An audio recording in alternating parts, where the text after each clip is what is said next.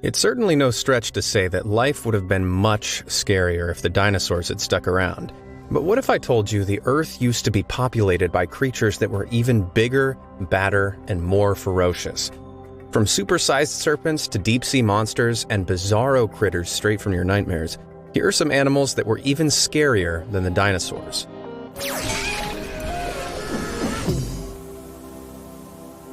Dunkleosteus. Some of the most terrifying creatures ever to have lived were water dwellers, and Dunkleosteus is certainly no exception. This brutish fish lived during the late Devonian period, which was around 370 to 360 million years ago, and is often referred to as the Age of Fish. FYI, that's long before the dinosaurs walked the Earth, during a time known as the Mesozoic era, between around 245 and 66 million years ago, which scientists have divided into three periods: the Triassic, Jurassic, and Cretaceous. The 26 to 32 feet long Dunkleosteus was streamlined and shark-like, with an armor-plated head and a face only a mother could love. Based on its ferocious appearance, you might be surprised to learn that Dunkleosteus actually lacked any proper teeth. But don't be fooled. Instead, it had two long, bony blades that could snap and crush almost anything. And I do mean anything, because Dunkleosteus was definitely not a fussy eater. It ate fish, sharks, and even its own kind. Its fearsome fangs grew continuously and rubbed against each other as they did, acting like self-sharpening shears. To give you an idea of just how powerful its jaws were, scientists have speculated that they could generate up to 8,000 pounds of bite force per square inch. For some perspective, a lion's bite generates approximately 650 pounds per square inch. Dunkleosteus's fatal flaw was that it was so greedy that it often suffered from indigestion. Fossils of this prehistoric beast have often been found alongside regurgitated and semi-digested remains of fish. You may be glad to know Dunkleosteus isn't around anymore, but if you want to make sure Be Amazed never goes extinct too, you know what to do. Just shimmy on over to those like and subscribe buttons and show them some love. And don't forget to tickle that little bell icon too. That way you'll be the first to know when I upload more amazing content. Now buckle up for some more goosebump-inducing beasts. Helicoprion. If you thought getting into the water with Dunkleosteus was a terrifying prospect, then just wait till you hear about the Helicoprion. This ghastly 270 million-year-old, 20 to 25-foot-long fish is the star of one of the most vexing fossil mysteries to ever confound paleontologists. It all began with the discovery of strange petrified whorls of elongated teeth that looked kind of like fossilized fruity roll-ups. Russian geologist Alexander Petrovich Karpinsky coined the name Helicoprion in 1899 after determining that the strange fossils were actually part of a shark-like fish. His best guess was that the unusual feeding apparatus was attached to the nose of this long-dead creature like a permanently rolled-up party horn. But the remains continued to puzzle paleontologists for over a century. Years spent speculating about the true arrangement of the toothy whorl produced a slew of bizarre visions of sharks with whorls of teeth hanging off of their snouts, dangling from their lower jaws, dorsal fins, caudal fins, and even embedded deep in their throats. It wasn't until 2013 that a study led by Leif Tepanilla from Idaho State University correctly proposed that the coiled tooth row totally filled the lower jaw in a buzzsaw-like formation. As the fish aged, new teeth continually formed at the back of the lower jaw, while there were practically no upper teeth to speak of. So how did the Helicoprion catch and consume its prey? Terrifyingly, paleontologists suggest that as the jaw closed, the toothy whorl rotated the teeth backwards in a saw-like motion. As if all that wasn't scary enough already, the largest Helicoprion specimen ever found had a 2-foot-wide jaw. Oof, thank God this terrifying buzzsaw killer went extinct some 225 million years ago, because it's a whole pile of terror birds. The simple fact that scientists nicknamed the first racidae terror birds should tell you everything you need to know about these frightening creatures. But I'm gonna go ahead and give you the full rundown anyway. After a meteor wiped out the fearsome dinos like the T-Rex and the Velociraptor, The terror bird rose up to become the top land predator in South America, a title they defended for the next 60 million years. These prehistoric feathered beasts grew up to 10 feet tall and had T-Rex-like feet and a hooked beak that could sever the spinal cord of a horse with one fatal blow. Their reign of, well, terror began before what we now know as Central America existed, when South America was still an island. While the likes of the saber-toothed cats and wolves took over the job of top predators elsewhere, most of the mammals in South America were happy herbivores. This provided the terror birds with a smorgasbord of plant-munching animals to feast on without any competition.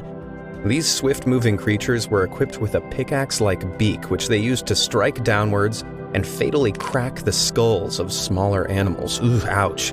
But that's not all. Their bony heads could act as a giant meat tenderizer, and they would likely have used their enormous clawed feet to kick the living daylights out of their prey. During their 60 million year reign, 17 different species in the terror bird family came and went, until they finally disappeared altogether about 2.5 million years ago. It makes you appreciate street pigeons a little more, doesn't it? Platybelodon. Now, how do you take a regular elephant and make it utterly terrifying? You replace its trunk with an enormous, fleshy spork. That's how. This fantastical creature may look like it was dreamed up by an imaginative 7-year-old, but travel back in time between 8 million and 20 million years ago, and you'll see for yourself that the Platybelodon was once as real as they come. This ancestor of the modern elephant had a strange, jutting jaw that actually consisted of a pair of widened tusks, which, by the way, are just modified incisors. But what was the purpose of this bizarre tool? After all, animals don't waste energy developing worthless characteristics. When the Platybelodon was first described in the 1920s, it was thought that their lower incisors were used to shovel, scoop, dig, and dredge soft vegetation in aquatic or swampy environments. But in 1992, paleontologist David Lambert proposed that they were also used as scythe-like weapons that could slice through thick vegetation. Instead of roaming shorelines, Platybelodon wandered around Miocene Asia, Africa, and North America, feeding on terrestrial plants, grasping branches with its trunk, and cutting them away with those specialized built-in scythes.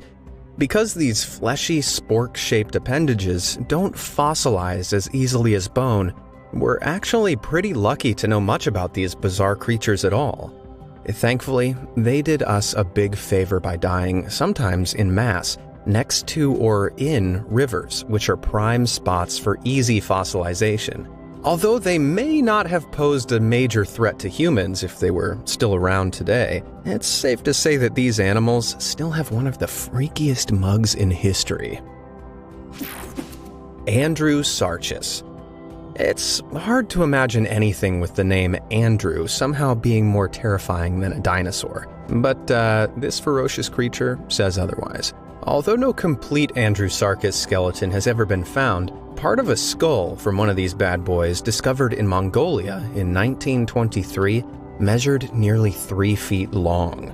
Expedition leader Roy Chapman Andrews decided that the animal must have been a carnivore because of its massive teeth, and named it Andrewsarchus mongoliensis, after himself, of course. To this day, this is the only specimen ever found belonging to this terrifying species, which roamed Asia some 45 to 36 million years ago during the Eocene era. Paleontologists built up an impression of the rest of the animal's body using knowledge from its skull and its relation to another bear-like prehistoric creature called Mesonyx. The result is a 16-foot-long, 6-foot-high vision of pure nightmare fuel. This heavily built, wolf-like animal walked on 4 short legs and had a long body and tail with hoofed feet. It had a terrifying snout with large, bone-crushing teeth that could have weighed anywhere between 1,764 pounds to over 2,200 pounds. So, in case you needed any more reason to quiver in fear, this monumental size makes Andrewsarchus the largest known meat-eating land mammal that ever lived. Strangely enough, though, these hoofed beasts were actually thought to be more closely related to hippos and whales, both belonging to a larger order of mammals called artiodactyls.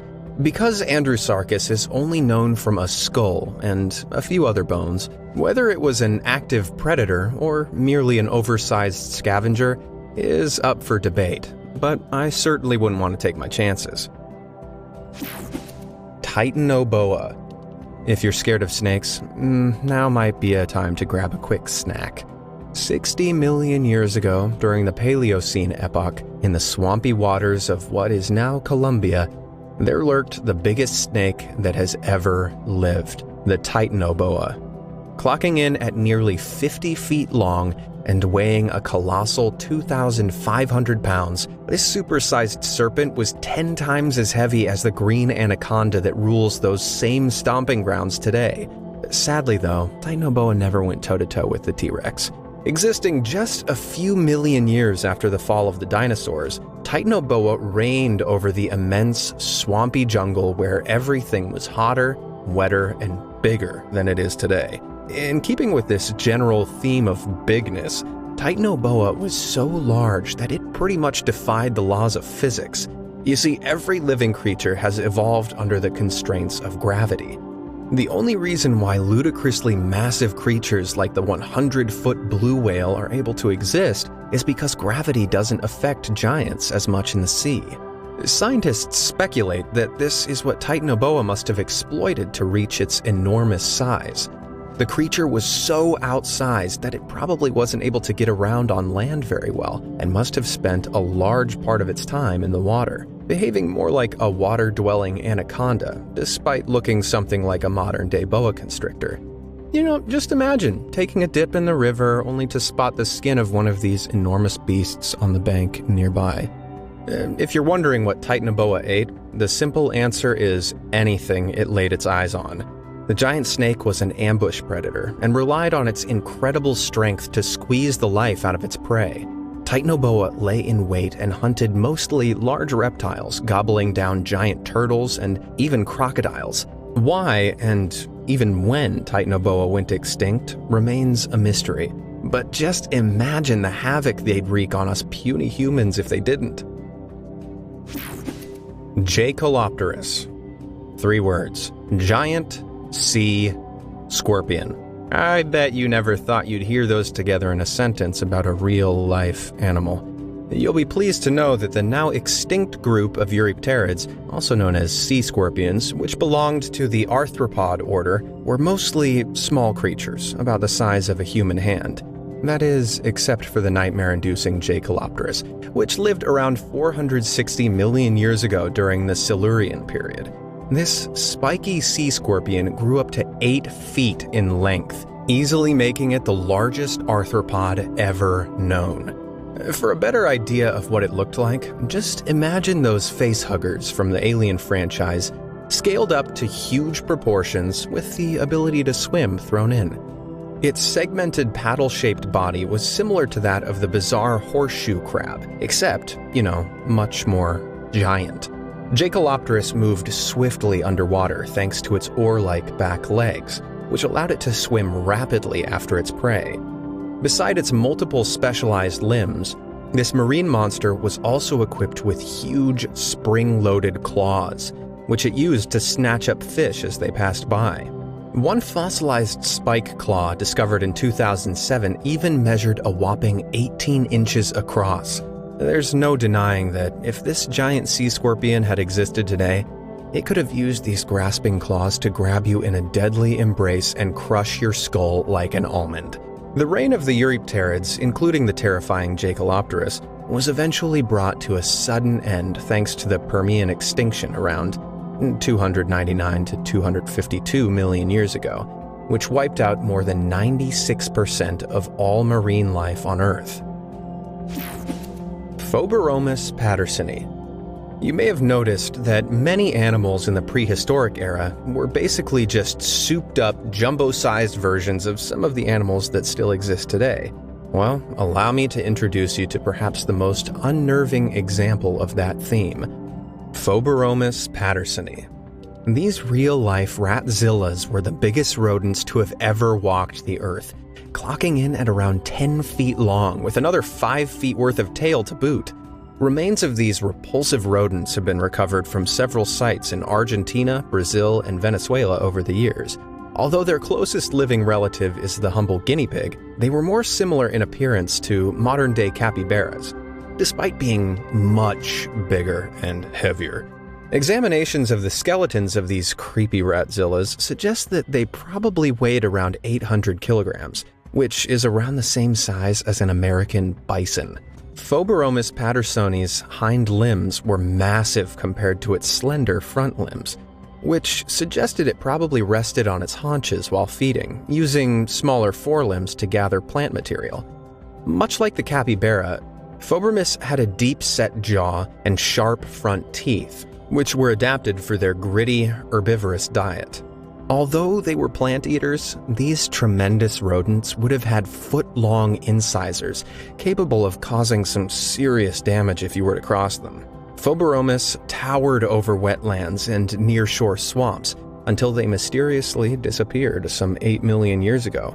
So, next time you squirm at the size of a rat on the street, just remember, it could be much worse. Hallucigenia. It's not unusual for paleontologists to have trouble deciphering what an animal looks like, especially when it's been extinct for 400 million years. But the case of hallucigenia was still much harder than most. In fact, scientists studied this thumb-sized worm for more than 50 years before they were able to determine where its head was. Take one look at this utterly ludicrous creature and you'll see what I mean. Back in 1977, British paleontologist Simon Conway Morris happened upon a bizarre half-inch long fossil that had been found in the Burgess Shale in the Canadian Rockies 66 years earlier. It had already been classified as an annelid worm, which includes leeches and earthworms, but Conway Morris didn't agree. In his opinion, the wacky organism could actually walk on several pairs of stilt-like spines, while it also had numerous tentacles sticking out of its back. He named the creature Hallucigenia because it was so nonsensical it resembled something you'd hallucinate during a bad trip. But in 1991, researchers Lars Ramskold and He Zieguan turned Conway Morris's idea upside down, literally. What he had identified as tentacles were actually the creature's legs, so the model was flipped. The spines, now located on the creature's back, were probably used for defense. It wasn't until 2015 that further analysis conducted by Martin Smith from the University of Cambridge, using an electron microscope and samples from the Burgess Shale, revealed which end was the worm's head, complete with not only a pair of eyes, but a big smile of grinning teeth. Although scientists don't know exactly what Hallucigenia ate, the ring of teeth around its mouth were probably used to suck water and food into the gut. It may have been tiny, but there's no denying this floppy hallucination is seriously unnerving. Anthroplera. Most people feel uneasy around regular-sized creepy crawlies, but millions of years ago, these fearful creatures could grow to insane proportions. Case in point, Anthroplera, an 8.5-foot-long millipede that roamed the Earth during the late Carboniferous period, around 359 to 299 million years ago. Although it's likely that Anthroplera was herbivorous and fed on dead plant matter like modern-day millipedes, there's no denying that it was still pretty darn terrifying. Fossil trackways that have been discovered suggest that these massive millipedes could move at speed, undulating hundreds of huge legs with unnerving rhythm and swerving to avoid trees and other obstacles. Anthroplera were the largest land invertebrates of all time, which means it's highly unlikely they had any natural predators. Their segmented bodies were so flexible, they could probably rear up to a defensive posture and look you straight in the eyes if they wanted to. These monumental insects went extinct soon after the end of the Carboniferous period, when the moist climate began drying out, dramatically reducing the rainforests that were their natural habitats. But why don't we have such massive bugs nowadays? Well, the leading theory is that prehistoric insects got so big because they benefited from the surplus oxygen in the Earth's atmosphere.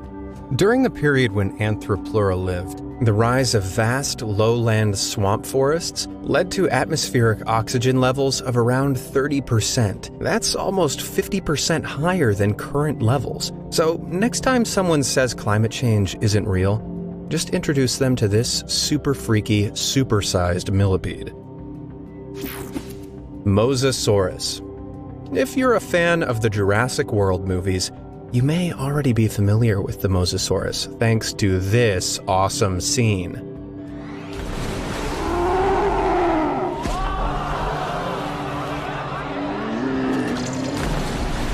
But the thing is, the Mosasaurus isn't technically a dinosaur. These great marine reptiles are actually closely related to snakes and monitor lizards, but that doesn't make them any less terrifying. This gigantic, warm-blooded carnivore swam the seas around the globe some 80 to 66 million years ago. Though no complete specimens have ever been found, paleontologists speculate that Mosasaurus probably reached lengths of 45 to 50 feet and weighed around 5.5 tons. That's bigger than the average city bus and heavier than 2 adult rhinoceros. Look a little closer and you'll see that the captive Mosasaurus from the Jurassic World movies has 2 extra rows of terrifying teeth inside its enormous mouth. You might think that this is just a classic example of movie makers bending the truth for dramatic effect, but no. Just like modern-day snakes, Mosasaurus had pterygoid or fanged teeth inside their massive maw, which were anchored to bones in the roof of their mouth. These teeth, which were embedded in the fleshy tissue of their gums, made it easier to grip and swallow their prey underwater. Because of their relation to snakes and monitor lizards like the Komodo dragon, it's even possible that they had huge forked tongues, but we may never know for sure because soft tissues rarely fossilize. It should come as no surprise that Mosasaurus were wildly successful predators. Stomach contents have revealed that these aquatic brutes ate ammonites, bony fish, sea turtles, other prehistoric reptiles like Plesiosaurus, and even seabirds. Their fossils have been found on every continent on Earth, even Antarctica. They even became the dominant marine predators during the Cretaceous period, until the KPG extinction event that ended the dinos wiped them out too. Whew. Triassic Kraken. For centuries, fishermen have told tales of a terrifying sea monster capable of capsizing a ship and gobbling up its crew, the Kraken. These humongous beasts have made their way into their fair share of Hollywood movies. But did they ever really exist? In 1857, Danish naturalist Japetus Steenstrup examined a large, washed-up squid beak, measuring about 3 inches across. He concluded that the Kraken was real, and that it was a species of giant squid he named Architeuthis dux, or ruling squid. Since then, about 21 species of giant squid have been described, each from different body parts washed up on the shore. These elusive creatures roam the depths of the ocean, but it's hard to know exactly how big they get, because whole specimens are hardly ever found. Some estimates suggest that the colossal squid, the largest living species known only from beaks found in sperm whale stomachs, might weigh up to 1,500 pounds and reach 33 feet in length. It may not be a squid of kraken-sized proportions, but did such a beast once lurk in prehistoric waters? Well, Professor Mark McMiniman of Mount Holyoke College in South Hadley, Massachusetts, thinks so. According to McMiniman, there could have been whopping 100-foot squids in the early Triassic period that preyed on ichthyosaurs, which were school bus-sized marine reptiles that looked a bit like modern-day dolphins. McMiniman first presented the idea in 2011 at the annual meeting of the Geological Society of America in Minneapolis. He based his hypothesis on the bizarre discovery of 9 fossilized vertebrae from Ichthyosaurus in Nevada, arranged in linear patterns that he argues resembles that pattern of the sucker discs on cephalic tentacles. McMiniman referred to the fact that modern-day cephalopods are intelligent creatures, and that octopuses have been known to collect bones, shells, and rocks for their dens. But other paleontologists aren't so convinced, with some critics pointing to the lack of evidence that cephalopods actually stockpile their prey. Others have even accused McMenamin of simply reading the bones at the Nevada site like prehistoric tea leaves. But in 2013, McMenamin returned to the Nevada site and discovered another fossil. This time, a fragment that he thinks is the tip of a huge beak belonging to a Triassic kraken. Unfortunately, the unidentified fossil is too fragmentary to prove the size of the cephalopod it may have belonged to. While there's certainly little evidence of a truly monstrous squid alive today, McMenamin's theory suggests that there is reason to believe that squid reached stupendous sizes in the distant past. And when we consider that only 5% of the vast ocean has been explored so far, it's entirely possible that something much bigger and scarier than the giant squid once lurked beyond human reach. If you had to bring one of these prehistoric horrors back from the dead, which one would you choose? Let me know in the comments below, and thanks for watching, guys.